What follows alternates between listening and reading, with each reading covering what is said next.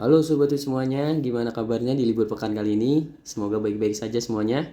Namun kalau kalian sedang sakit ketika sedang menonton video ini, insya Allah segera disehatkan.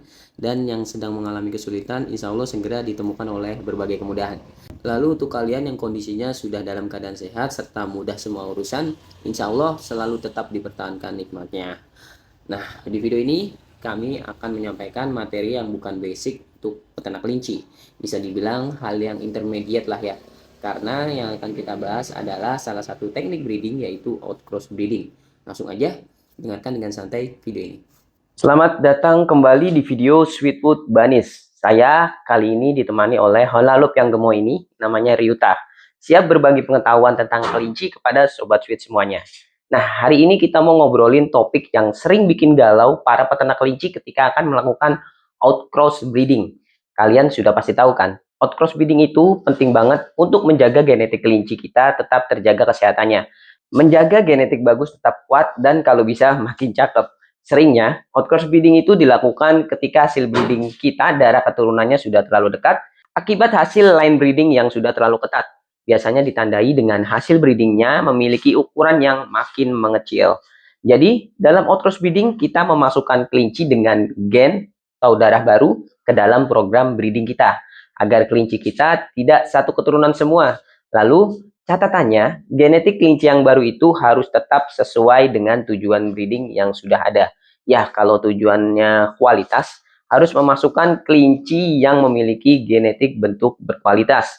Dan kalau tujuannya menghasilkan warna tertentu, harus memasukkan kelinci yang memiliki genetik warna yang mendukung munculnya warna yang ingin didapatkan di hasil breeding kita. Nah, yang bikin galau itu, kalau mau outcross breeding, lebih baik membeli jantan baru yang cakep atau betina baru yang aduhai nih. Ayo, Sobat Sweet, pilih tim jantan atau tim betina. Pada video ini, mari kita bahas.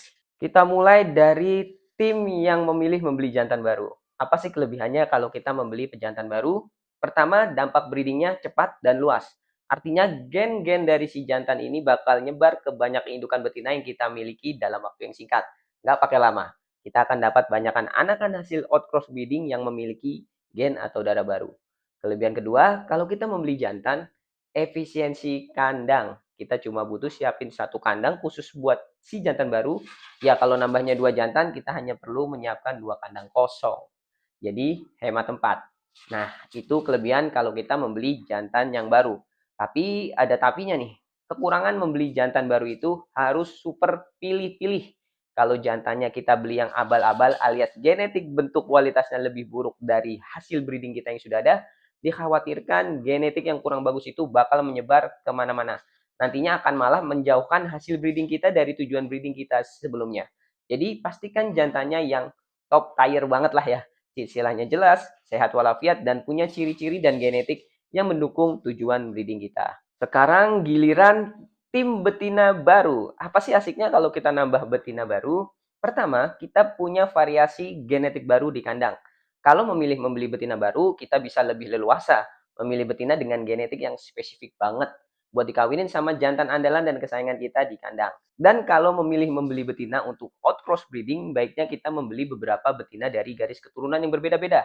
Jadi kita bisa buat pool genetik di kandang kita menjadi semakin kaya. Keuntungan kedua, kita punya banyak pilihan untuk kombinasi breeding. Punya banyak betina baru, berarti kita bisa melakukan trial and error dengan jantan yang berbeda-beda. Siapa tahu nih, ada kombinasi outcross breeding ini yang hasilnya bikin kita melongo dan sujud syukur. Dengan memilih menambah betina dalam outcross breeding ini, hasilnya memang pelan, tapi pasti. Cocok untuk kalian yang suka eksperimen genetik dalam breeding kelinci. Nah, kekurangannya yang tadi sudah kami bilang, satu hal besar kekurangan memilih menambah betina dalam outcross breeding yaitu dampaknya agak lambat. Karena satu betina cuma ngelahirin beberapa anakan sekali beranak. Dan harus menunggu lama sampai lepas sapi baru bisa dikawinkan kembali. Jadi efeknya nggak secepat kalau kita membeli satu jantan yang bagus. Maka dari itu, agar tidak lambat-lambat banget, dampaknya disarankan untuk membeli lebih dari dua betina jika memilih melakukan outcross breeding dengan tambahan betina. Kekurangan selanjutnya, karena butuh banyak betina, jadi butuh banyak kandang. Kita harus menyiapkan kandang lebih banyak. Kalau sumber daya kandang yang sekarang nggak cukup, terpaksa membeli kandang baru. Nah, setelah kita tahu kelebihan dan kekurangan masing-masing dari menambah jantan atau menambah betina untuk outcross breeding, Menurut kami yang terbaik adalah membeli jantan baru yang berkualitas yang benar-benar sesuai dengan tujuan breeding kita. Kenapa? Karena satu jantan bisa langsung memberikan dampak luas dalam hasil breeding kita. Syukur-syukur bisa mendongkrak kualitas seluruh keturunan anakan hasil breeding kita dalam waktu singkat. Dampaknya ini terasa banget. Jadi, kami lebih memilih untuk membeli jantan yang berkualitas untuk melakukan outcross breeding. Kami juga sudah bertanya ke beberapa breeder HL di US, salah satunya Cody Taylor.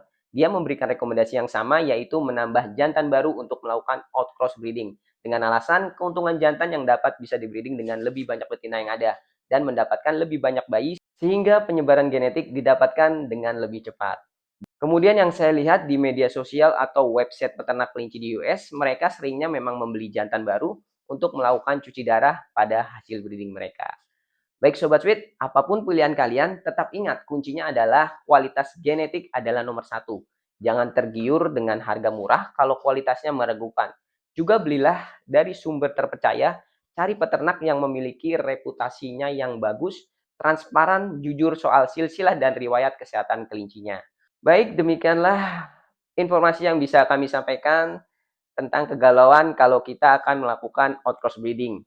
Semoga informasi di video ini bermanfaat. Kalau ada pertanyaan atau saran bagus terkait materi di video ini, tulis aja di kolom komentar ya. Sampai jumpa di video selanjutnya.